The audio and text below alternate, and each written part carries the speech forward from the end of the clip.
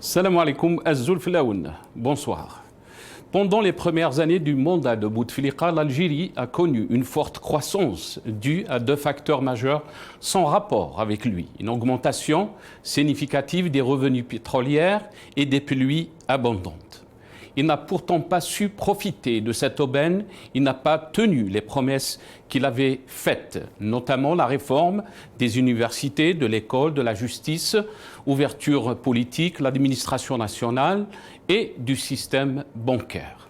Bouteflika affirmait avoir besoin d'un second mandat pour mener à bien les prétendues réformes. Mais ce second mandat, qui avait débuté en 2004, n'a pas été utilisé à bon escient.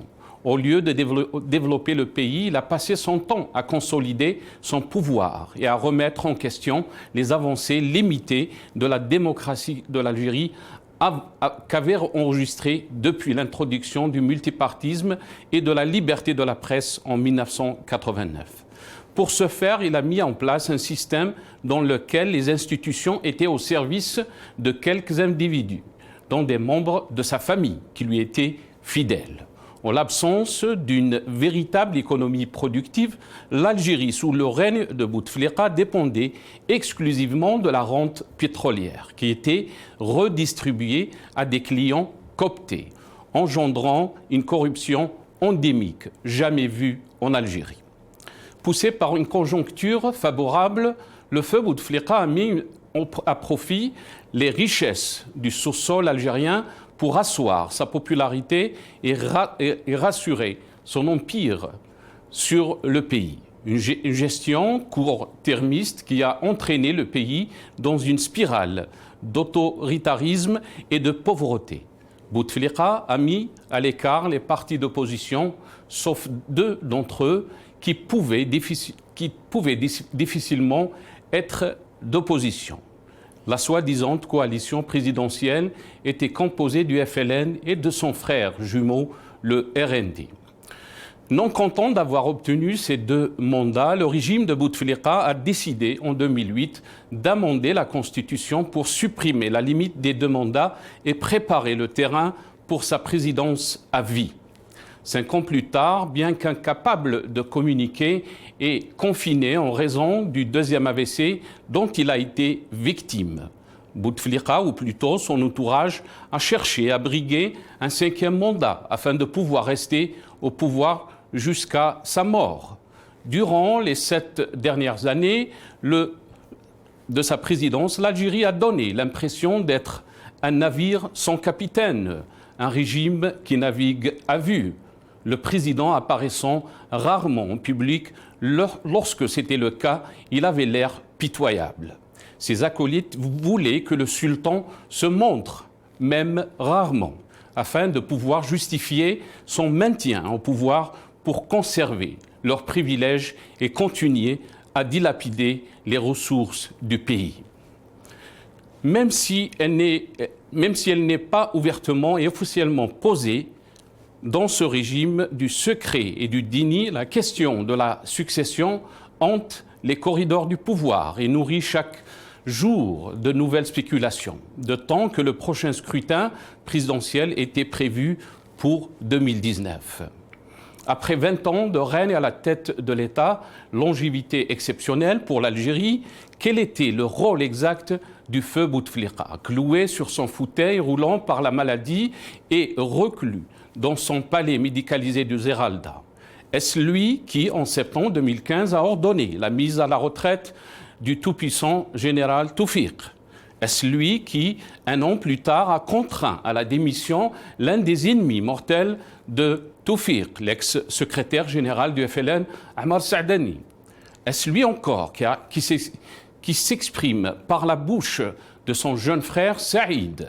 Saïd Bouteflika est-il devenu, avec la maladie et l'effacement de son frère, l'interprète de l'autorité présidentielle ou le porte-parole et l'instrument des clans qui se partageaient et se disputaient le pouvoir? Serait-il à la fois l'un et l'autre? Est-ce Abdelaziz Bouteflika ou son frère Saïd ou l'ami de ce dernier, le patron des patrons Ali Haddad, qui a décidé en août 2017 de limoger, 3 mois seulement après sa nomination, le Premier ministre Abdelmadjid Tebboune, actuellement président. Compte tenu de l'opacité du régime algérien, tenter de répondre à ces questions relève de la spéléologie politique. Le pouvoir est la résultante d'une convergence de forces multiples, armées, services de renseignement, police, partis, patronat, qui cherchent à préserver leurs intérêts. La chute du prix du pétrole et la paupérisation de larges pans de la société ont exaspéré les Algériens. Toutefois, ce qui a déclenché le mouvement de protestation contre le 5e mandat en 2019, c'est l'intensité de l'humiliation ressentie en voyant le président tourner en dérision sur les chaînes de télévision étrangères et exhiber, presque paralysé, pour prouver qu'il était toujours vivant. L'Algérie est devenue la risée du monde. Les Algériens se sont en outre déchaînés en voyant le président devenir l'objet de l'idolâtrie de ses partisans, leurs adorations faisant penser à des pratiques païennes. La rue se mobilise contre le 5e mandat et ne trouve comme réponse qu'un silence méprisant. Début mars, l'armée se refuse à réprimer les protestataires. Commence alors un marchandage sans dignité. Bouteflika, ou plutôt ceux qui parlent en son nom, envoie des lettres successives où il promet d'abord de ne pas faire les 5 ans du mandat, puis annule les élections du 18 avril, mais reste au pouvoir. Enfin, promet de partir en avril. Le général Lamine Zaroual rend public le mardi 2 avril d'ultimes manœuvres consistant à l'associer à un comité de transition. Le général Gaïd Saleh, l'allié stratégique de Bouteflika, qualifie les manifestants contre le 5e mandat de Cherdima et amené à exiger la démission immédiate du président qui obtentèrent 2 heures plus tard. Triste fin de parcours d'un personnage ou d'un système qui n'a pas compris que la société avait évolué et que les mœurs politiques du temps de guerre n'étaient plus de mise, près de 60 ans après l'indépendance.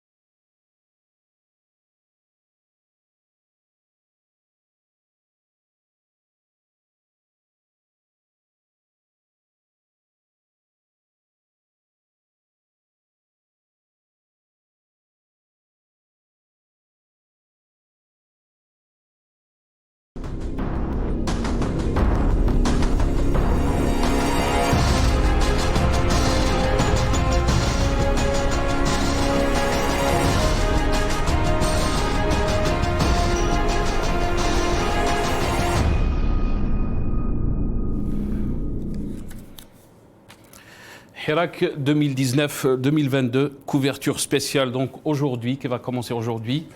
Et on va revenir avec nos invités. Qu'est-ce qui a poussé les Algériens donc à sortir en masse depuis 2019, les conditions qui ont mené donc à cette grande révolution qui est donc le Hirak. On aura avec nous depuis le Canada notre ami Adel Jabbar qui est avec nous depuis Skype. Adel Jabbar, analyste politique. Marhaba bik, c'est Adel, merci d'avoir accepté l'invitation. Merci toujours pour tes invitations. Ça me fait plaisir de participer à ces émissions, de pouvoir m'adresser, dire ce que je pense à nos frères et sœurs en Algérie et à nos autres qui sont à l'étranger. Merci Adel Jabbar, tout le plaisir est pour nous aussi de vous avoir dans nos émissions. Yahya Bounoual qui est avec nous depuis Paris, journaliste mais analyste politique aussi. C'est Yahya, marhaba bik, merci beaucoup d'avoir accepté l'invitation. Marhaba bik, c'est Yahya. Merci, c'est Nassar, c'est toujours avec plaisir. Merci. On a aussi le plaisir d'accueillir Dr Farida Hamidi, psychologue clinicienne, qui est avec nous aussi depuis Paris. Dr Farida Hamidi, bonsoir. Marhaba bik, merci d'avoir accepté l'invitation. Et Selmak, merci beaucoup, merci pour l'invitation. Je salue tous les Algériens à travers le monde et puis les invités, bonsoir à tous. Merci Dr Farida Hamidi. Je vais vous donner l'honneur de commencer cette émission, pourquoi pas.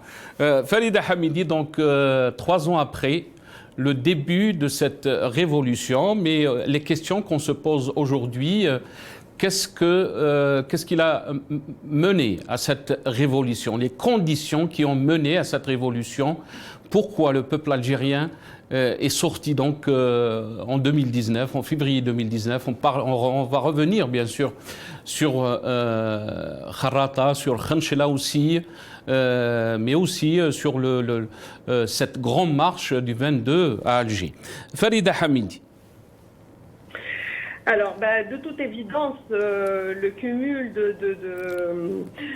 de tout ce qui se passe en Algérie depuis, j'ai envie de dire depuis toujours, parce que bon, quand on revient en arrière, on dit tous que depuis 1962, on n'a pas savouré une vraie indépendance et le pouvoir est assez despotique pour que quelques 5 décennies plus tard, c'est devenu insupportable. Et puis le point culminant, c'était le 5e mandat de Bouteflika, une personne, dans un état vraiment végétatif, qui, soi-disant, continue et, comme l'a dit Hollande, un peu dans cette complicité-là, l'ancien président de la France, François Hollande, il a une alacrité intellectuelle. Donc, vous voyez un peu la folie à laquelle on est arrivé. Le peuple n'avait pas un autre choix que de sortir dans la rue. Et puis, c'était pas une révolution, c'était des révolutions. C'était des révolutions qui, effectivement, n'ont pas été à jusqu'à leurs objectifs à chaque fois. Et le Hirak est venu vraiment pour constituer le point final. Parce que depuis, en fait, on sent que c'était le point tournant. On a senti qu'il y avait quelque chose qui s'est passé qui n'avait pas eu lieu auparavant. Là, on est face à quelque chose de nouveau. Et je voulais dire aussi que parler de quelqu'un, Nelson Mandela, quand il est sorti après 27 ans d'emprisonnement, en isolement, il est sorti, il a dit « Moi, je gagne ou j'apprends ». Donc, au jour d'aujourd'hui, effectivement, il y a le Hirak n'est pas aussi dynamique qu'à son début. Ça ne veut pas dire qu'il est fini. C'est un processus en continu et on n'a pas perdu. On est en train d'apprendre. Parce qu'on a mis comme objectif de gagner cette révolution, on est en train d'apprendre pour arriver à nos objectifs. Maintenant, il faut jouer sur le nombre sur lequel il fallait jouer au début du Hirak, en fait, pour faire tomber ce régime, parce que je pense que les 17 millions qui étaient dans la rue, qui sont sortis au tout début, il fallait tenir le coup sur quelques mois et faire tomber ce régime. Malheureusement, le temps a joué un petit peu contre nous. Il faut reconnaître aussi certaines choses. Donc la prochaine fois, il faut vraiment tenir le coup pour faire tomber la bête et surtout pas donner les rendez-vous d'un jour par-ci, d'un jour par-là, pour justement être victime de répression. Très bien. Je sais que vous n'avez pas beaucoup de temps, Dr Farida Hamidi, mais je vais essayer de revenir très rapidement pour vous libérer. Restez avec nous. Je vais donner la parole à Adel Jabbar. Adel Jabbar, donc, quelles sont les causes de ce début du Hirak, de cette révolution? Est-ce que vous pensez que c'est seulement la candidature de l'ex-président Abdelaziz Bouteflika au 5e mandat qui a déclenché donc cette révolution? Bien au contraire, il y avait un malaise dans la société algérienne qui datait non seulement du règne de Bouteflika, des 20 ans de Bouteflika, mais aussi d'avant. Bon, je voudrais revenir sur l'excellent édito que tu viens de dérouler. J'ai relevé un mot qui est extrêmement fort, à mon avis et à mon sens. C'est quand tu as parlé de spéléologie politique. Moi, je ne pense pas qu'il faut aller au fond des grottes pour comprendre ce régime. Il faut juste rester au niveau de l'égout ou du caniveau, tellement ça sent mauvais. Tout ce qu'ils n'ont produit, ils n'ont produit que quelque chose de nauséabond. Ils n'ont jamais produit le beau, le vrai, le réel, l'intelligent. Et donc, il faut rester juste au niveau des caniveaux pour comprendre pourquoi nous sommes englués. Moi, je dirais une chose, c'est que les révolutions ne naissent pas par accident. Elles naissent par nécessité. Et le peuple algérien a été poussé. Malgré 60 ans de tétanisation, de sidération, de dictature, il a été poussé à bout de ces limites-là. Et ce magnifique peuple, quoi qu'on dise, a démontré une capacité de résiliation extraordinaire. Il a résisté à tout, à la dictature, à la pauvreté, à la faim, aux mauvais soins, à la mauvaise école. Il a résisté à tout, à un environnement complètement dégradé. Il a tenu le coup, on l'a tué, on lui a tiré dessus en 88 et puis on s'est remis à le canarder. Comme si on allait faire la chasse aux oiseaux de 92 à 2019 ou 2020. Donc le peuple algérien est sorti non pas pour son ventre, il est sorti pour sa dignité, pour défendre un pays qui a été délabré sur le plan de l'honneur par la gang au pouvoir, par la mafia au pouvoir, incarnée par un impotent qui n'était plus là, en l'occurrence Bouteflika. Et moi, je ne plains pas Bouteflika, quoique c'est une canaille pour moi qui a toujours esbrouffé l'histoire. Je plains surtout les généraux prédateurs criminels qui l'ont ramené, qui l'ont imposé, dont Tawfiq, que vous venez de citer, un criminel notoire contre l'humanité, et Nezzar, qui était en train de se soigner à l'époque où on l'avait sollicité. Il était en France, il faisait une cure de jouvence en France, et puis il a donné son accord, parce que nous sommes dans un système mafieux qui est géré, qui est dominé, qui est privatisé par des généraux prédateurs, criminels et antinationaux. Bouteflika a été mourant, ou là on a sur cadre, ou des gens en cravate, des imbéciles notoires qui avaient 70 ans, qui occupaient de pseudo-postes de responsabilité, mais c'était des servants, des soumis à la dictature et au despotisme. Ils rejouent 40 degrés à l'ombre, ils mettaient leur beau costume, la cravate, ils suaient, ils transpiraient, ils étaient sur une tribune, ils attendaient des imbéciles qui tournaient en rang, on dirait Safa ou Marwa, avec un cadre, le portrait de Bouteflika. Et puis on applaudissait, et puis on offrait un cheval à un cadre. C'est autre note dans les belles. Donc les Algériens ont été touchés dans leur dignité. Moi, je me sentais très mal ici au Canada et j'avais honte de dire que je suis algérien. Et je ne comprenais pas cette patience des Algériens à supporter tout cela. Il faut qu'on se dise les choses en vrai. Ceux qui sont qui ont toujours soutenu cette dictature, y compris Bouteflika, c'est la France, qui continue encore à supporter cette dictature militaire. Et on a vu comment il s'appelle. On va revenir sur cette question, Adel Djebbar. On va revenir sur cette question. Juste pour rappeler que la couverture qui a commencé aujourd'hui, elle durera presque 4 jours, donc jusqu'au 22 qui va ça va être la 3e année du Hirak. Il y aura des débats sur El Magharibia, des émissions qui vont essayer d'éclairer l'opinion publique sur cette période qu'on peut qualifier d'historique qu'a connue notre pays. Yahya Bounoir, merci encore une fois d'être avec nous. Quelles étaient les conditions de cette révolution? Qu'est-ce qui a poussé les Algériens à sortir en force en millions? C'est la première fois dans l'histoire de notre pays qu'on a vu cette révolution pacifique. Qu'est-ce qui a poussé les Algériens, Yahya Bounoir? On a parlé donc de la dignité des Algériens, ce 5e mandat qui était, qu'on peut qualifier de trop pour les Algériens. Un président qui était malade. Les Algériens se posaient aussi la question, qui était à la tête de ce pays. Qui gouvernait l'Algérie quand Abdelaziz Bouteflika était malade? Toutes ces questions étaient posées. Yahya Bounoir. Oui, merci encore une fois, Nasser. Juste pour dire que ce n'était pas la première fois. Les Algériens sont sortis le 5 octobre 88 de manière un peu plus, on va dire, désorganisée. Mais c'était aussi pour dire non à ce système. Et ils avaient obtenu à l'époque une ouverture démocratique, entre guillemets, une petite ouverture sur les partis. On sortait du parti unique, une ouverture médiatique avec la création de nouveaux journaux, etc.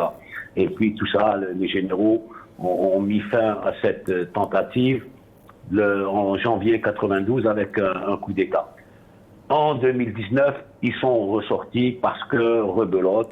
Il y a des systèmes comme ça dans l'histoire depuis que l'histoire de l'humanité à travers le monde. Il y a des systèmes qui sont basés sur du sable et qui portent en eux-mêmes l'instabilité et qui portent en eux-mêmes une date de préemption. C'est terminé. C'est un système qui ne pouvait plus tenir. 10 ans de guerre civile pendant lesquels les Algériens ont été terrorisés. On leur a ramené Bouteflika, ils n'ont rien dit, personne ne pouvait rien dire. Les Algériens en majorité en avaient marre du sang qui coulait, de la destruction de leur pays. Ils ont payé très cher une première tentative de transition démocratique, des centaines de milliers de morts, des centaines de milliers d'exilés, une économie en ruine, un pays en ruine et une société complètement déchirée. Donc ils ont patienté les 2 premiers mandats de Bouteflika, puis ils ont commencé à comprendre que c'était rebelote, on était reparti pour encore un système qui allait mourir. Je pense que le régime tel qu'il est a commencé à s'effondrer avec le 2e ABC de Bouteflika en 2013, quand ils ont voulu à tout prix imposer le 4e mandat. Le 4e mandat. Voilà, pour un homme qui n'était pas en mesure de le faire. Et ça a causé des divisions à l'intérieur du système. Et les Algériens ont pu ça. La cassure, le clan Taoufik, et de l'autre côté, le frère du président Saïd Bouteflika et le chef d'état-major Gaïd Saleh. Et ce qui est resté de ce clan, Gaïd Saleh et le frère de Bouteflika, a lui-même explosé en 2019. Donc voilà, il fallait que ce système arrive à une fin. C'est un système illégitime. Il n'a pas construit d'État, on le voit aujourd'hui. On l'a vu hier, je crois. Ils accusent l'opposition de vouloir détruire l'État, l'État national, alors qu'ils le détruisent tous les jours. Hier, on les a vus publier un décret au journal officiel de la République et le retirer quelques heures après. C'est la pire destruction de l'État, c'est celle-là. On les voit tous les jours piétiner une constitution qu'ils ont eux-mêmes adoptée et qu'ils imposent aux autres et qu'ils piétinent tous les jours. C'est ça la destruction de l'État national. Et donc des régimes qui sont incapables de construire des États, de construire des institutions, de les respecter eux-mêmes, les premiers, avant de demander aux citoyens de les respecter, sont des systèmes et des régimes qui sont appelés à disparaître. Les Algériens ont décidé, un 22 février 2019, on a vu comment ça s'est passé, Kharata avant, Khanchla avant, en tous les cas, une date symbolique, c'est le 22 février, que c'était plus possible de continuer de cette manière, et donc ils l'ont exprimé, ils ont mis fin au 5e mandat, qui n'était pas possible, mais pas seulement, ils ont immédiatement après, quand le 5e mandat c'était fini, au début avril, immédiatement, ils sont passés à Doula Madaniya, Machi Askaria. Parce que le problème, c'est Doula l'Askaria et pas seulement changer Bouteflika par un autre Bouteflika. C'est ce que le régime militaire a refusé et a ramené un nouveau Bouteflika qui est en place aujourd'hui et qui s'appelle Tebboune. Donc, on a fait une partie du travail. Les Algériens ont fait une partie du travail. Il n'y a pas d'échec. Il y a une partie du travail qui a été accomplie. Et l'autre partie qui est en cours d'accomplissement, il faut être patient et donner le temps au temps. Je vous rappelle que la colonisation française est restée 130 ans. Mais quand les Algériens ont décidé que c'était fini, eh bien, ils ont supporté 7 ans et c'était fini. En 2019, les Algériens ont décidé que ce régime, c'est fini avec ce régime. Et il est en train de tomber petit à petit. Ça prend du temps. Ils ont atomisé la société. Ils ont déstructuré la société. Il n'y a pas de syndicats, il n'y a pas de partis politiques, il n'y a pas de médias, il n'y a pas d'associations, il n'y a rien du tout. Donc tout ça est à reconstruire, ça prend du temps et ils finiront par partir bientôt. Il n'est plus possible en 2022 d'accepter un régime militaire qui détruit lui-même l'État sur lequel il veut s'asseoir, qui détruit la société. Ce n'est plus possible, il faut être patient. 3 ans sont passés. Si on doit faire le bilan de ces 3 années, le Hirak a réussi beaucoup de choses. Il a empêché le 5e mandat. Il a cassé le régime en 2. Je vous rappelle que la moitié du régime est en prison, militaire et civil. On va revenir, Yahya Bounouar, sur les acquis. Les acquis du Hirak. On va y revenir sur cette question. Je vais revenir à Farida Hamidi. Docteur Farida Hamidi, je vais vous donner la parole, mais avant de vous la donner, on va essayer d'écouter Soundbite 1. C'est Ouihia donc, qui s'exprime confiant que la situation, le système va rester. On l'écoute et je vais revenir à vous très rapidement. سؤالك الثاني تطلع للتغيرات.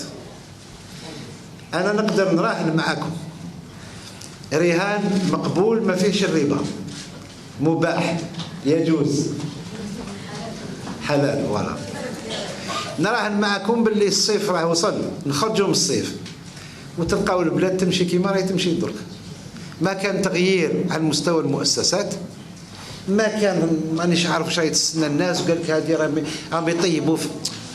قلت محللين مع احترامي لهم هم في حاجه الى تحيين التحليل.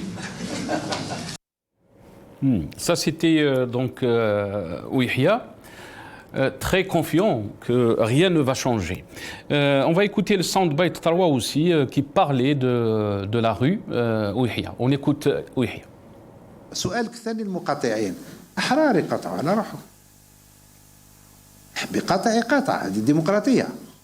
قلت لي قد يلجؤون إلى الشارع، الجاوا إلى الشارع في السابق وبرهنت لهم الدولة أنها قادرة تتحكم في الشارع وما كانش الشارع في الرئاسيات ولا خارج الرئاسيات. حتى اللي كانت الجماعة اللي كانت تصول وتجول في البلاد تناشد للمقاطعة فهمناهم باللي يروحوا يطلبوا قاعات ويطلبوا المقاطعة، ما يخرجوا الشارع، ما خلوهمش.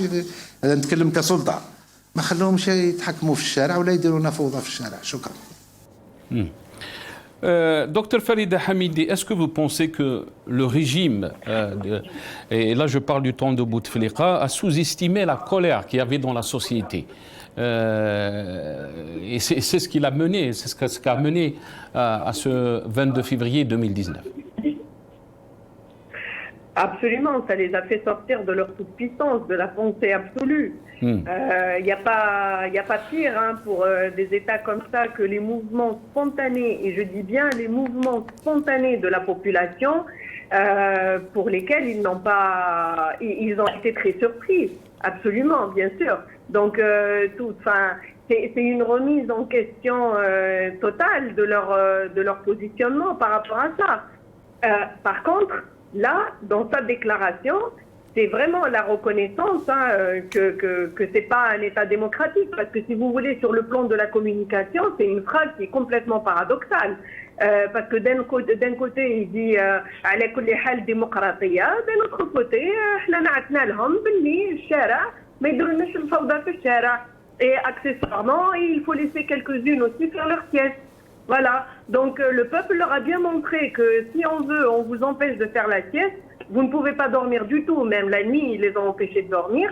Et d'un autre côté, la rue, elle n'appartient pas à Shara, il n'appartient pas à هاد الناس. الشارع للجزائريين وكي خرجوا الجزائريين en masse, quand ils sont sortis pour se reprendre la rue, rien n'a pu faire quoi que ce soit. Personne n'a pu faire quoi que ce soit. Hein. Le 5e mandat n'a pas eu lieu. Effectivement, le régime, en tout cas, ça a complètement en fait déshabillé la façade civile de ce régime, et on a bien vu, on est arrivé justement face à face à ceux qui commandent vraiment. Donc je pense qu'il y a encore une étape pour arriver à ceux qui prennent des décisions et qui exécutent. Maintenant, pour comprendre ça, c'est qu'il faut comprendre le mécanisme de fonctionnement de ce système en fait, parce que moi, je ne m'intéresse plus au contenu, comme je vous ai dit la dernière fois, c'est qu'ils mettent Bayan sur le journal officiel et après, ils le suppriment. En fait, ce qu'il faut comprendre, c'est pourquoi. Parce que je ne pense pas que celui-là fait est complètement stupide, en fait. Je pense qu'il faut comprendre vraiment les mécanismes de ce fonctionnement et de ces comportements-là. Qu'est-ce qu'ils veulent susciter, justement, pour arriver à démystifier toutes les personnalités que sont derrière ces comportements-là, y compris Toufir, parce que Toufir, c'est quoi? C'est une vieille personne maintenant. Par contre, son système, c'est le fonctionnement Toufir, en fait. C'est c'est le mécanisme Toufir. Donc, tout ça, c'est à démystifier pour que, justement, il n'y ait plus jamais de Toufir, il n'y ait plus jamais de gens de l'ombre qu'on ne voit pas et qui tirent la ficelle, et qu'il n'y ait plus de personnalités comme ça qui représentent quelque chose qui fait peur dans l'imaginaire collectif des Algériens. Nous n'avons pas peur, ni Toufir, ni Nazar, ni leurs semblables. Ça, c'est du passé. Nous, maintenant, on est dans un présent, et puis on sera dans un futur où on va de l'avant. On va construire autre chose, et ça commence. Très bien. Merci beaucoup, Dr Farida Hamidi. Je sais que vous n'avez pas beaucoup de temps et je vous remercie de nous avoir accordé donc, ce temps pour cette émission. Dr Farida Hamidi, psychologue clinicien qui était avec nous. Senhaja Akrouf qui est avec nous aussi, militante politique. Bonsoir, Senhaja. Merci d'avoir accepté l'invitation. Marhaba bik. Merci à vous. Merci beaucoup, Senhaja Akrouf. Senhaja Akrouf, si on revient un peu à ces questions, pourquoi donc le Hirak a été déclenché le 22 février. Bien sûr, on a parlé de la corruption, de l'oligarchie qui existait dans le temps de Bouteflika, mais aussi les dépassements en termes de liberté quand on a vu des manifestations de médecins qui ont été tabassés, des chômeurs aussi, les retraités de l'armée. Tous les ingrédients étaient là, mais aussi l'opposition au 4e mandat. Ça veut dire le peuple n'est pas sorti comme ça en 2019. Oui, moi je pense qu'il faudrait se dire pourquoi en février 2019. Parce que c'est ça la question qui se pose. Il y a des gens il y a toujours des gens qui vont dire clan t'as le pouvoir ou comme on a dit en 88, en 86. Chaque fois qu'il y a une révolte ou une révolution, faudrait revenir sur le terme, est-ce que c'était une révolution ou pas? Moi, je pense pas que ce fut une révolution. Même février 2019, c'est pas une révolution, parce que le b.a.-ba d'une révolution, c'est quand un groupe se révolte contre les autorités en place et prend le pouvoir. Ce n'est pas le cas. Mais par contre, c'est un début, c'est un début de révolution peut-être, c'est une grande révolte, c'est un mécontentement. En tout cas, de mon point de vue, ce n'est pas une révolution. Alors ça, c'est pourquoi en février et pas en janvier et pas en 2018. Ça, on le sait, on le sait un peu. Alors, évidemment, je ne fais pas la réponse de ceux qui disent groupe A, Toufiq, groupe B, Nazar, etc. En tout cas, moi, je ne peux pas avoir cette analyse, sauf si des années plus tard, on aura des preuves de que c'est ça, mais sinon, ça, on n'est que dans les spéculations. Et en tout cas, dans la réalité, ça ne pouvait pas se faire parce que nous avons vécu octobre 88, qui a été soldé par des centaines de milliers de morts. L'Algérie ne pouvait pas en 2011 reprendre comme ça parce que c'était pas possible, contrairement à la Tunisie, contrairement à l'Égypte, contrairement à la Syrie. L'Algérie a eu son octobre 88 et donc ça c'est objectivement parlant. Matériellement parlant, il faut dire que l'Algérie avait les moyens que n'avait pas la Tunisie, c'est-à-dire le pétrole, c'est-à-dire le gaz, c'est-à-dire il y a tout ça qui a fait que, à un moment donné, quand il y a eu une tentative de sortir en 2011, il y a eu الكاميوات نتاع لونساج, كاينين اللي عنده un petit projet comme ça عطاوه له sans demander des comptes, sans qu'on soit sur une politique de construction sur le long terme تاع البلاد, mais c'est تاع الرشوة, c'est ça, الشراء والبلاد. Donc tout ça fait que pendant des années, ce pouvoir, il a eu la paix sociale. Mais à un moment donné, la paix sociale ne suffit pas. Et les Algériens ne suffit pas. C'est pour ça que moi, je pense que même si aujourd'hui le pouvoir, il a le pouvoir, il a repris le pouvoir. Il faut dire la vérité. Il a perdu entre février et août parce que la rue était là et on les a déstabilisés. Mais là, il a repris, on va dire, d'une façon répressive. Et le mouchkil, c'est que ce pouvoir, il faut qu'il comprenne كيما صرالو البوتفليقه يصرى لهم يطولوا يقصروا ما يصرالوش ليه النظار يصرى لوليدو ماشي التبون يصرى لوليدو دوك بالتي احسن يعني خير من لا يزيدوا الموت اخرين خير من لا يزيدوا 200,000 اخرين. Je dis c'est le moment où jamais que ce pouvoir lâche s'il a un minimum de nationalisme, s'il a un minimum d'amour pour son pays, il ne le jette pas dans le feu, dans les armes. Il est en train de le faire parce qu'on l'a vu. On a vu que les Harraga, depuis pendant la période de février 2019 jusqu'à 2020, il y a eu beaucoup moins de Harraga. Les statistiques qui le disent, c'est pas moi, mais depuis 6 mois, il y a des familles qui partent ils préfèrent يموتوا في البحر ياكلهم الحوت ولا يعيشوا في البلاد هذه. Et donc ça peut tenir encore. Il faut pas dire, moi je suis pas de ceux qui disent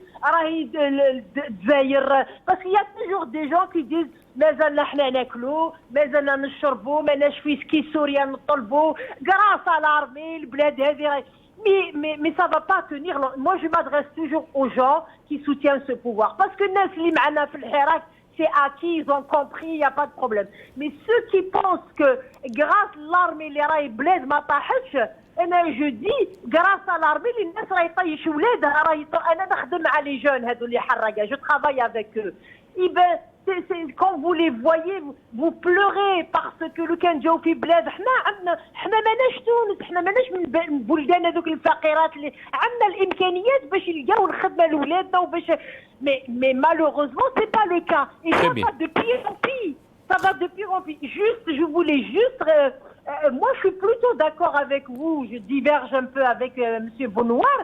Je pense que c'est la première fois qu'il y a un mouvement aussi fort que depuis l'indépendance. Octobre 88, ça a été quelque chose d'important, mais ça n'a pas touché des millions de gens comme en 2019. Absolument. Octobre 88 était important. Moi, j'ai fait partie, j'étais actrice d'Octobre 88. mais il n'a pas touché toute l'Algérie. Il y a eu des grandes villes, il y a des... Mais autant que le Hirak comme ça, c'est la première fois. C'est la première fois qu'on voit un autre. Malheureusement, ça a été cassé. Je dois m'arrêter. Malheureusement, ça a été cassé. Peut-être que beaucoup diront le contraire, Sanhadja, parce que Yahya Bounouar, il a parlé que le Hirak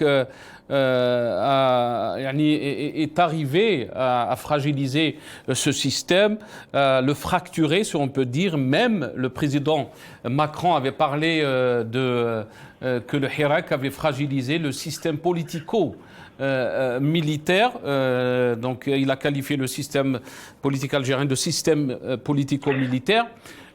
On va y revenir. Si je me permets très rapidement, Sanhadja, je dois donner la parole aux autres invités. Allez-y. Ah oui. Ce que dit Macron ne m'intéresse pas parce que c'est des histoires d'affaires personnelles, d'intérêts personnels. Moi, c'est pas mon modèle, Macron. Macron, c'est ses intérêts personnels qui l'intéressent. À un moment donné, il y a eu crise avec ce pouvoir d'intérêt. Et non, je refuse que Macron nous utilise, nous les harakistes, pour taper l'Algérie. Très bien, restez avec nous, Sanhadja Akrouf. Je vais revenir à Adel Djebbar, mais avant de vous donner la parole à Adel Djebbar, on va essayer de comprendre aussi l'historique des débuts de Hirak. On va vous montrer donc les images de Kharrata, le 16 février, mais aussi les images de Khenchela.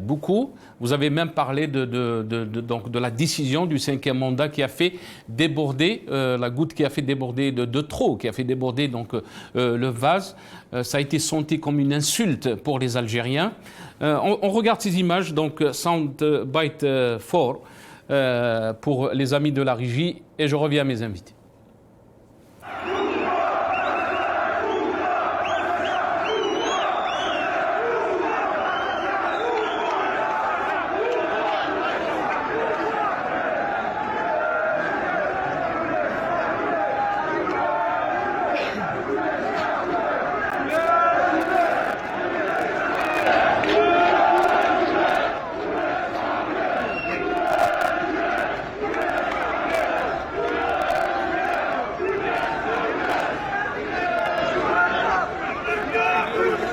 نتفاهمغي واش حروق الدروزي نو او نتفاهمغي واش باسكو شوراويه نيطن وذاك البوفوار باش يسخمجل الموفمونيا ذا شو ذي خمن ذي تشيعنا كنانسن باش يرزن باش يحرقن باش يذكر الشعب كونترنا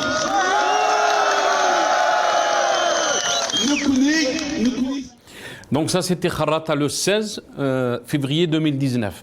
On vous montre les images maintenant de Khenchela. C'était le 19, donc 3 ans. Aujourd'hui, 2022, 3 ans après. Le portrait de Bouteflika, comment a été donc enlevé d'un grand bâtiment. On regarde ces images de Khenchela, 19 avril 2019.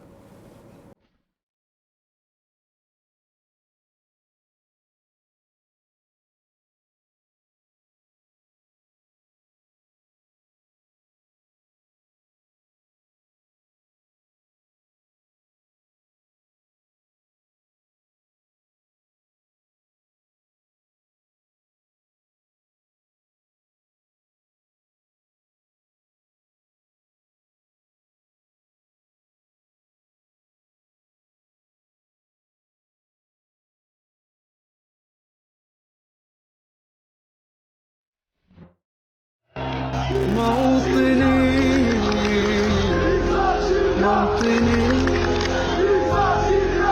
الشباب لن يكل همه أن يستقل أو يبيد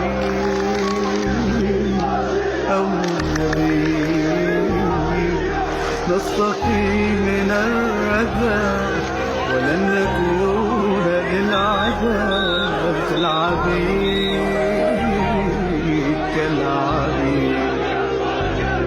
لا نريد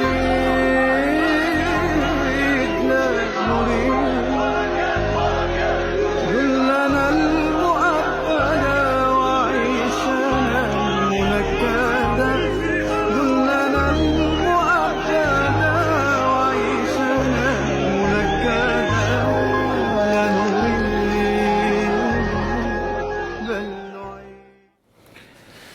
Ça, c'était des images donc de Khenchela le 19 février 2019. Adel Jabbar, on a vu, on a décrit bien sûr ce mouvement d'historique. On a vu les Algériens sortir en millions pour dénoncer donc le 5e mandat de Bouteflika. Mais aussi, beaucoup d'Algériens ont été surpris par ce mouvement Adel Jabbar. On s'est dit, est-ce qu'on a découvert une autre Algérie, un autre peuple? Et beaucoup de politiciens, beaucoup d'observateurs disaient dans le passé que les Algériens, ça y est, ils ne vont pas se révolter. Ils ont accepté donc le fait accompli que ce système continue à gérer notre pays. Adel Jabbar.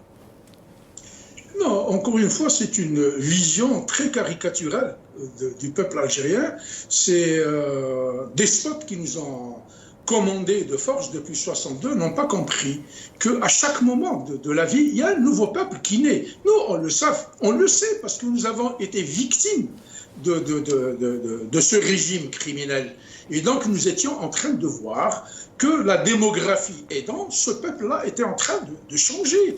Aujourd'hui, 75% de la population algérienne a moins de 30 ans, au moment où on trouve des centenaires au niveau du Sénat. Moi, j'ai fait un petit calcul la dernière fois. 5 vieillards, 5 fossiles nous font remonter à 1592. Gaugier, Hadak Dekan Filmalg, Ben Ali, etc. Bon, je passe, parce que ces gens ne m'intéressent pas. Ce qui m'intéresse, ce n'est pas de disserter sur le peuple algérien qui a démontré une maturité politique inimaginable, extraordinaire, qui a suscité le respect des peuples du monde entier. Je voudrais mettre l'emphase, le doigt sur ce régime criminel, pour comprendre pourquoi les Algériens, parce que Khenchela ne sont pas une cause. Ce sont des conséquences. Les conséquences de quoi? Les conséquences d'un mépris flagrant qui a toujours existé vis-à-vis du peuple algérien. Vous nous avez montré ce rat avec une moustache sur la tête en train de nous narguer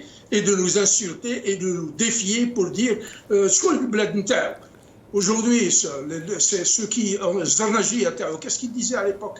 Si Ahmed, son destin va rencontrer le destin national. Or, son destin, c'est l'Habs, parce que c'est un voyou. Serrak, lui-même, il a avoué qu'ils sont tous des corrompus. Il ne faut pas leur donner beaucoup plus d'importance qu'ils le méritent. Ces gens-là ne méritent aucun respect. Balzac disait, un homme qui se respecte méritent le respect. Ces gens-là ne méritent aucun respect parce qu'ils ne nous ont jamais respectés, ils nous ont tout le temps méprisés. Donc, il ne faut pas qu'on se perde en conjoncture et en conjecture avec eux. Il faudrait les affronter, il faudrait inverser un rapport de force et faire que le véritable rapport de force soit en faveur de la rue. Les Algériens doivent savoir quelque chose. Une révolution meurt quand les gens cesseront d'accepter de se sacrifier pour elle. S'il n'y a pas de sacrifice, comme le font nos enfants, nos frères et nos sœurs, actuellement les prisonniers politiques, qui ont été ignorés superbement par Kedboun, nous n'irons pas loin. Aujourd'hui, ça nécessite de la mobilisation. Moi, j'appelle les Algériens à résister parce que nous sommes et nous courons et nous sommes en face d'un très grave danger. Nous avons affaire à un régime prédateur antinational qui est en train et qui veut vendre le pays pour obtenir la légitimité qu'il n'a jamais eue du peuple algérien. Ils sont en train de brader nos richesses, ils sont en train de vendre nos pans entiers de l'économie à des puissances étrangères. Ils sont en train de se mettre à genoux devant la France et devant l'OTAN, et j'en parlerai tout à l'heure si vous m'offrez l'occasion. Et on voit aujourd'hui les gens qui vous disent la révolution elle suit sensiblement la guerre des 100 ans entre les Anglais et les Français a duré un siècle. Le cheminement de la révolution est sur la bonne voie. Parce que la résistance est d'abord dans la tête des Algériens qui ont compris que le mot résistance se conjugue au présent. Et chaque jour que Dieu fasse ou que Dieu fait, les Algériens se révoltent. Ils n'écoutent pas ce régime. Ils n'obéissent pas à ses lois iniques, à ses ordres. Très bien. Maintenant, s'il n'y a que la répression, si ce régime-là était fort, comme il prétend l'être, parce que pour moi, il est plus fragile qu'une mouche, sans elle, il n'irait pas chercher des petits jeunes de 18-19 ans pour un post Facebook. Je terminerai avec ça pour dire l'oligarchie militaire Khoubeta et de la bouche même de leur chef d'état-major qui dit que nous avons plus de 1000 personnes qui ont été infiltrées et qui sont en intelligence avec le Mkhzeb. Donc c'est pas moi qui le dis, c'est lui-même qui le dit. Et aujourd'hui, Kidmoun al-Mzawar, les Jabou al-Askar, il est en train de nous cibler.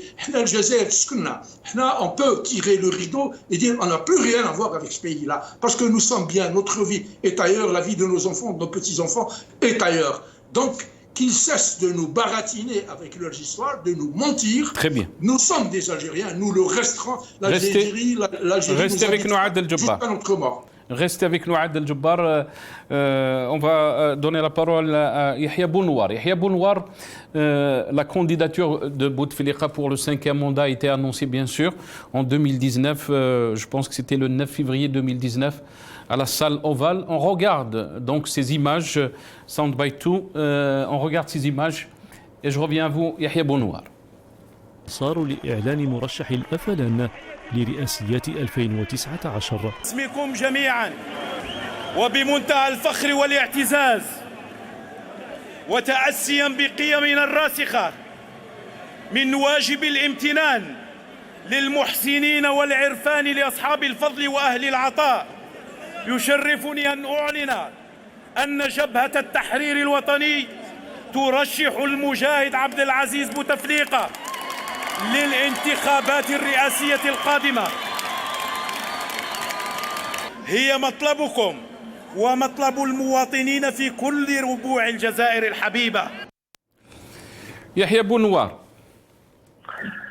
Oui. Écoutez, la situation dans laquelle on se trouve, c'est un régime fragilisé. Un régime qui n'a pas repris le pouvoir, parce que quand ils ont repris le pouvoir, ils n'avaient pas besoin d'emprisonner des centaines. Aujourd'hui, on a plus de 300 personnes en prison, des milliers poursuivis. Ça, c'est pas un régime qui a repris le pouvoir, c'est un régime qui est très très faible. Aujourd'hui, le Hirak a fait ce qu'il avait à faire ces 3 années. Je rappelle en passant que pandémie mondiale, en plein Hirak, c'était pas prévu, mais le Hirak est toujours là.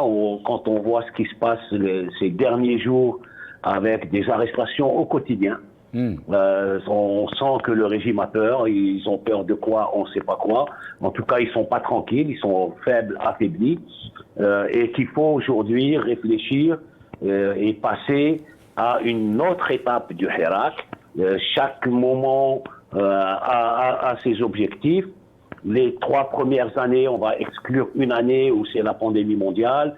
Le Hirak a eu ses moments forts où il a vraiment fracturé le régime civil et militaire, parce que je vous rappelle qu'il y a aujourd'hui plus de 30 généraux en prison et des dizaines d'autres officiers, colonels et commandants qui sont en prison. Donc vraiment fracturer le système dans son ensemble, sa façade civile et sa façade militaire, celle qui était cachée et que les gens ont découvert, que nous on connaissait et qu'on combat depuis des décennies, mais que les Algériens ont découvert en majorité en 2019. Donc vraiment fracturé. Aujourd'hui, il y a une autre étape. Il y a eu la période de pandémie. Ensuite, le régime a repris un peu de force.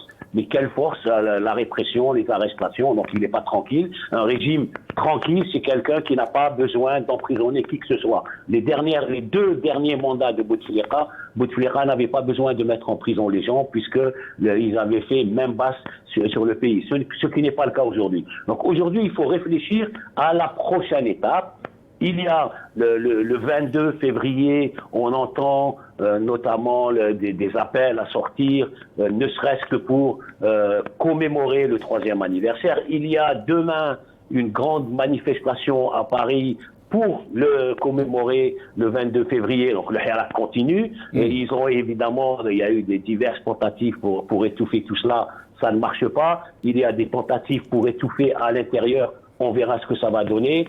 Mais dans tous les cas, 3 années sont passées. Il y a un bilan à tirer, il y a du bon, il y a du moins bon, mais c'est comme ça, là, quand on est dans une bataille, on avance, là, on s'ouvre vers l'après, et l'après, on sait que on a en face un régime illégitime, un régime complètement fracturé, un régime qui a perdu sa légitimité, y compris auprès de ses soutiens qui n'y croient pas. Ils savent très bien que ça tient pas la route. Ils n'ont plus de relais avec le peuple. Il n'y a plus de syndicats, il n'y a plus du GTA, il n'y a plus d'FLN, il n'y a plus d'RND, il n'y a plus d'association entre le sommet, le régime et la grande majorité des Algériens. Il n'y a plus de relais. Les relais qu'ils avaient ont explosé. C'est le Hirak qui les a fait exploser. Ils sont en prison. Donc, on a un régime très affaibli. On a un Hirak avec ses forces et ses faiblesses. Mais c'est le Hirak qui est en mouvement. Et on doit penser maintenant à poursuivre le combat. Yahya Bounouar, très rapidement, est-ce que vous pensez, parce que si on essaye de dresser un peu l'historique de Hirak, on a vu que Bouteflika a été poussé à la porte par Gaïd Saleh, alors Gaïd Saleh qui défendait Bouteflika, mais aussi qui a qualifié de Cherdima les manifestants qui sont sortis la première semaine. Est-ce que vous pensez que quand on entend maintenant des voix, je vous laisse très rapidement, quand on entend des voix, des voix s'élever, dire que le Hirak s'attaque à l'institution militaire, et on a vu Gaïd Saleh Stonna disait qu'on va accompagner le Hirak et le peuple ou la transition qui a été demandée par les Algériens ce temps-là. Qu'est-ce que vous... Je ne suis pas d'accord. Je ne suis pas d'accord. Ce n'est pas Gaïd Saleh qui a poussé Bouteflika à la démission, c'est le Hirak.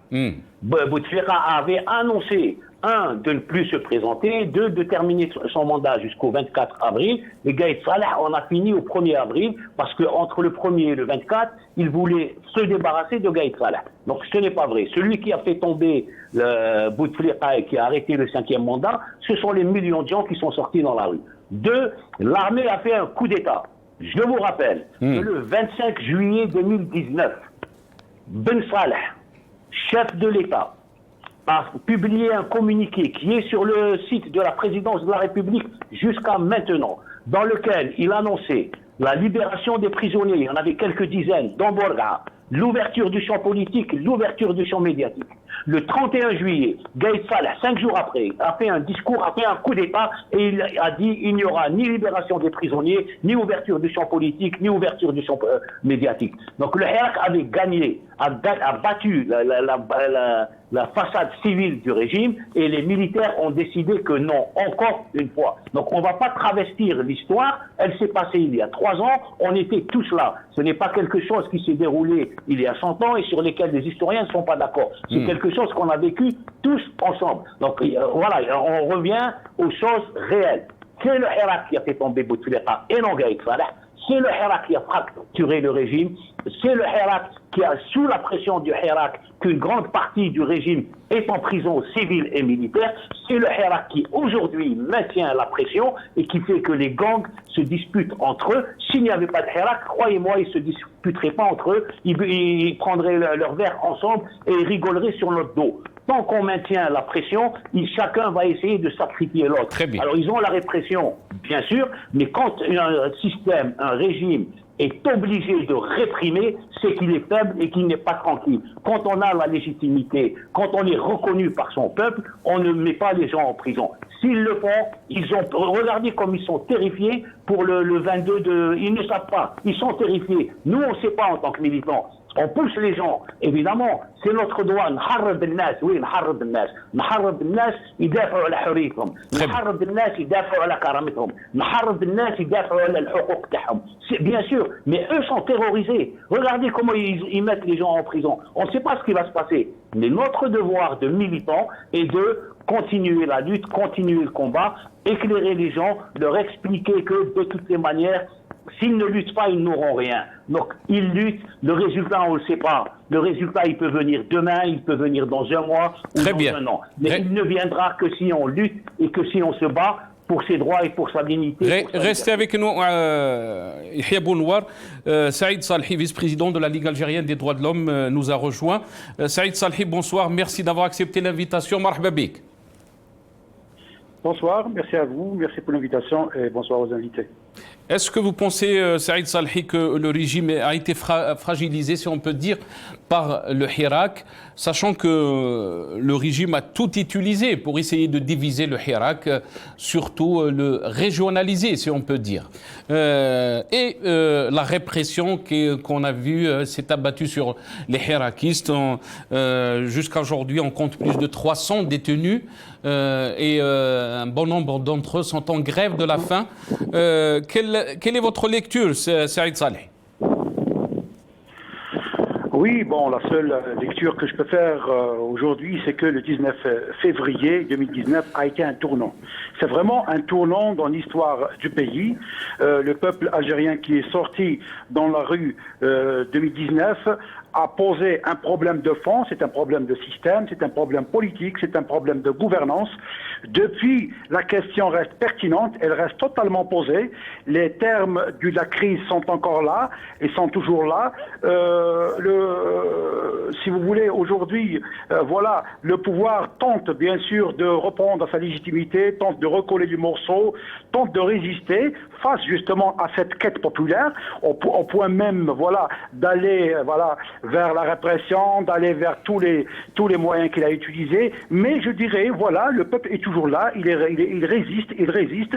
Le pouvoir n'arrive pas à convaincre avec toutes les promesses qu'elle a fait, notamment cette promesse de l'Algérie nouvelle. Au fur et à mesure que nous avançons dans le temps, elle s'avère que c'est vraiment une illusion, un mensonge que le peuple algérien refuse de croire, et pour preuve ce que nous vivons chaque jour. Donc voilà, moi je dirais que le 19 février, ça a été le début d'un processus. Je pense que tout le monde l'a su, il a dit dès février 2019, ça sera un processus long, d'autant que le peuple algérien a choisi la voie la plus longue et la plus difficile, la voie pacifique, la voie de la construction. Voilà, ça demandera le temps qu'il faut, ça demandera, si vous voulez, donc la facture qu'il faut. Le peuple algérien le sait bien, donc il a choisi cette voie, notamment celle de préserver le pays, de préserver l'État. Aujourd'hui, voilà, le pouvoir tente encore, voilà, de faire dans la diversion, de faire dans la manœuvre, mais voilà, je vous dis, aujourd'hui, le pouvoir s'enfonce de plus en plus, il s'enfonce de plus en plus, voilà. Donc, moi, je dirais que, voilà, 3 ans après, malheureusement, avec tout ce qui a été fait, changement des lois, changement des institutions, des élections à tous les niveaux, le pouvoir reste lui-même, le système reste lui-même, le changement finalement n'a pas eu lieu. D'où d'ailleurs, au 3e anniversaire, je dirais, toute la pertinence du Hirak. Le Hirak aujourd'hui, il est plus que jamais. Il est plus que jamais d'actualité. Et pourquoi il n'a pas eu lieu ce changement d'après vous, Saïd Saleh? Il n'a pas eu lieu parce que le pouvoir n'a pas voulu. Le pouvoir n'a pas voulu, avec toutes les mains tendues. Parce qu'il faut dire que le peuple algérien n'a pas voulu aller dans la confrontation, malgré que le pouvoir a essayé à plusieurs reprises justement d'aller vers le pourrissement, et parfois même il a tenté le pire. Le peuple algérien a résisté. Je vous dirai. Mais moi, je vais vous dire, le changement, bien sûr, des institutions n'a pas eu lieu, mais le changement dans la société a eu lieu. La société a changé. La société a changé, il a changé dans ses réflexions, il a changé. Aujourd'hui, comme le disaient certains amis, aujourd'hui, les militants sont partout à l'échelle nationale, ils sont dans toutes les wilayas, notamment les wilayas les plus reculées d'Algérie. Aujourd'hui, la jeunesse, qu'on a pensé pendant longtemps qu'il est carrément désintéressée du politique, a repris aujourd'hui goût à la politique, il est là et s'intéresse justement à la chose publique, pour preuve qu'aujourd'hui ils payent le prix de leur liberté. Chaque jour on a des interpellations pour dire aujourd'hui, voilà, d'ailleurs à chaque interpellation c'est une preuve que le Hirak est toujours là, que justement cette lame de fond qui traverse la société, malgré la répression, malgré la peur, malgré toutes les contraintes, est toujours là et est toujours vivace. Voilà. Donc si moi je dis le système n'a pas changé, mais la société a changé. Et je dirais même que la société est en avance par rapport au système, est en avance par rapport au pouvoir. Aujourd'hui, la construction se fait dans la société. Très bien, merci beaucoup Saïd Salhi qui était avec nous. Merci Saïd Salhi, vice-président de la Ligue algérienne des droits de l'homme. Senhadja Akrouf, Saïd Salhi est en train de dire que le système n'a pas changé, mais la société a changé, le changement a eu lieu dans la société, si on peut dire. Qu'est-ce que vous pouvez rajouter par rapport à ça? Oui, moi je partage pleinement.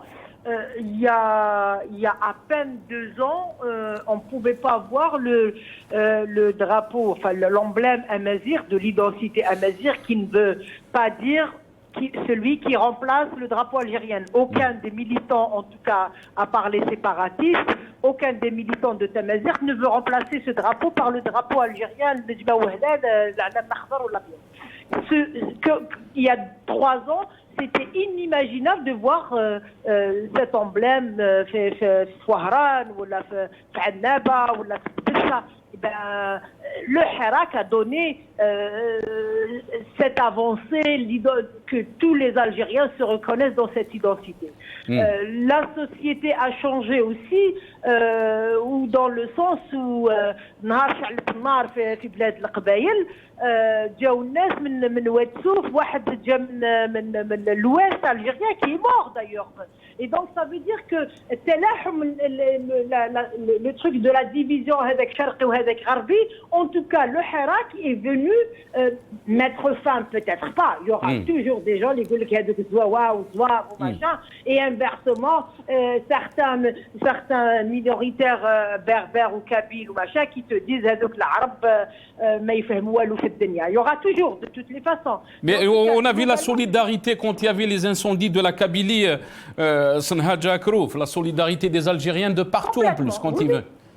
Ça veut dire il y a quelque chose qui a changé. Je suis d'accord avec. Après, ce qui se passe sur la chose, il faudrait qu'on se le dise. Il faudrait qu'on arrive à une phase de nous organiser. Nous organiser, ça veut dire c'est quoi? C'est pas non, l'organisation ça commence par les quartiers. On s'organise dans les quartiers, dans les cités, dans les universités, dans les syndicats. C'est comme ça, c'est sur le long terme. La révolution, et c'est là où je partage avec M. Bonouar pour le coup son intervention, la révolution c'est pas en 1 année ou 2 ans. La révolution peut prendre des siècles. Le tout c'est نحطوا الاساس نتاع اللي نبنيو عليه. ماشي on va pas قالها الاخر كي اللي مبزعوا الماء في التراب. لازم نحطوا الاساس، والاساس هذا ça va prendre du temps. والاساس هذا يبدا من اللي القبيلي يقبل العربي، الخوانجي ولا الباربي يقبل هذيك المراه اللي مش لابسه الحجاب، واللي متطرف اللي يحوس الجزائر تولي دغوات ايتترا يقبل باللي كاينين الناس باللي ما يحبوش هذا الشيء، باللي نحبوا باللي le partage. Et c'est ça commence par l'acceptation. Parce que la division هذاك شرقي وهذاك غربي وهذاك خوانجي وهذاك pouvoir, c'est le seul qui tire profit. Et ça continue malheureusement, y compris chez les harakistes. Et ça, si on veut avancer, il faut qu'on arrête déjà avec ça. Merci. Nos adversaires, أنا نعرفهم mes adversaires، ماشي مشكل نعرفهم، بصح نهار يخرج هذه الحكومة نصفيو الحسابات بيناتنا. Mais ça va pas venir comme ça. Il faut prendre le temps, il faut être patient, il faut être intègre avec les gens. Nous ne pouvons pas se dire harakistes. Voilà, juste je rappelle, Bonouar l'a dit, on vous attend massivement demain à la place de la République. Très bien, merci beaucoup Senhadja Akrouf. Yahya Bonouar, je vous donne la parole. Est-ce que vous pensez que le Hirak a changé la société algérienne? Beaucoup parlent que les Algériens ont repris espoir et ils pensent qu'ils vont se réapproprier, si on peut dire, leur pays. Qu'est-ce que vous pouvez nous dire par rapport à ça, Yahya Bonouar? Mais aussi, je pense que vous avez quelque chose à dire par rapport à la marche de Paris qui est organisée demain. Yahya Bonouar. Oui, ce n'est pas le Hirak qui a changé la société algérienne. Le Hirak est l'émanation de la société algérienne. Le Hirak, c'est le parlement de l'Algérie. Le Hirak, c'est l'image de la véritable Algérie. Effectivement, il y a 5-10%, la clientèle du régime, on la connaît, qui votera toujours pour le régime quel qu'il soit et qui adore les godasses des militaires. 90% des Algériens, c'est le Hirak. Le Hirak représente l'immense majorité des Algériens. Si la société change, le Hirak change avec. Et on l'a vu, le Hirak est divers. Il y a de tout. Il y a de la joie, il y a des jeunes, il y a des moins jeunes, il y a des conservateurs, il y a des laïcs, il y a des progressistes, il y a même des islamistes. Il y a de tout. On est tous d'accord sur un minimum commun. Ça a été dit. Tout le monde était d'accord sur un État de droit, des institutions légitimes, des représentations légitimes, l'armée dans les casernes qui n'appartient plus à l'armée de désigner les présidents, les premiers ministres et les gouvernements. C'est une mission, elle a ses missions dans les casernes. Tout ça, toutes les composantes de la société algérienne sont d'accord sur ça, sauf les généraux, qui refusent d'obéir aux civils, qui refusent d'obéir au peuple. Ils prennent l'argent du peuple, ils sont payés chaque mois par l'argent du peuple, mais ils refusent que le peuple soit souverain. Pour revenir, voilà, on va finir, mais le Hirak est l'émanation de la société actuelle telle qu'elle est. Elle a changé, le Hirak la représente. Pour revenir à la marche de demain, elle est importante. Je veux dire à nos compatriotes de la diaspora, nous sommes à 3 ans du Hirak. Vous voyez comme le régime militaire s'obstine. Vous voyez comment il maintient en prison des centaines de personnes, des innocents qui sont en prison. Parmi eux, des dizaines qui sont en grève de la faim et qui ont sacrifié leur liberté et qui aujourd'hui sacrifient leur santé et mettent leur vie en danger. Pour nous tous. Pour les 40 millions d'Algériens, de l'intérieur et de l'extérieur. Le minimum quand on vit en Europe, quand on vit à l'extérieur, quand on vit dans une démocratie où le droit de manifester est reconnu, on doit se mobiliser, on doit les soutenir. Le minimum pour chaque Algérien à l'extérieur, en France, demain pour la manifestation à Paris. À quelle heure, Yahya Bounouar, à quelle heure? À 13h30, place de la République, une marche vers place de la Nation. C'est de venir en masse manifester notre soutien à nos compatriotes de l'intérieur, à nos compatriotes qui sont dans les prisons, qui souffrent, à nos compatriotes qui sont en grève de la faim, à nos compatriotes qui sont dehors, pas en prison, mais qui sont sous les menaces, sous les intimidations. Nous devons, c'est un devoir, manifester notre solidarité avec nos compatriotes. Merci Yahya Bounouar, yatik saha. Le mot de la fin, Adel Jabbar, je vous le laisse.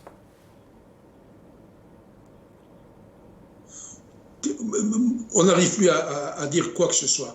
Ce que je voudrais rappeler, c'est que le Hirak, c'est le peuple algérien. Le peuple algérien, quand il est sorti, il a transcendé toutes les idéologies, il a transcendé toute la partisanerie.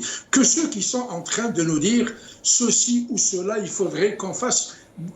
Moi, je considère ces gens-là comme étant des freins à la révolution, c'est des préalables. Ils vous disent on va d'abord s'organiser, mettre les choses au clair avant de continuer. Non, la cible est connue, c'est la dictature militaire.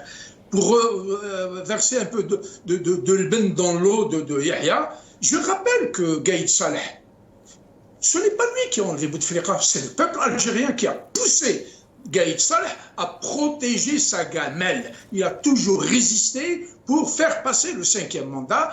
Et puis, il a été rappelé à l'ordre quand il a dégommé ou à la veille de dégommer Bouteflika. Il est parti 3 fois aux Émirats pour prendre les ordres des princes pervers des Émirats. où les milliards de dollars sont planqués dans les banques de Dubaï, de la part de tous les généraux et tous les prédateurs. Les princes des ténèbres sont venus à Bachar pour lui dire « tu prends des dispositions ». À ce moment-là, il s'est retourné contre ce régime militaire et criminel. Qu'est-ce qu'il a fait? Il a toujours été tenté par la diabolisation du peuple. Il a tout fait pour ethniciser le combat et le Hirak des Algériens, pour de tirer à bout portant sur le drapeau amazigh, qui est un drapeau culturel national, et pour régionaliser la Kabylie et l'isoler, pour dire ce sont des gens qui sont contre blablabla. Bla, bla, bla.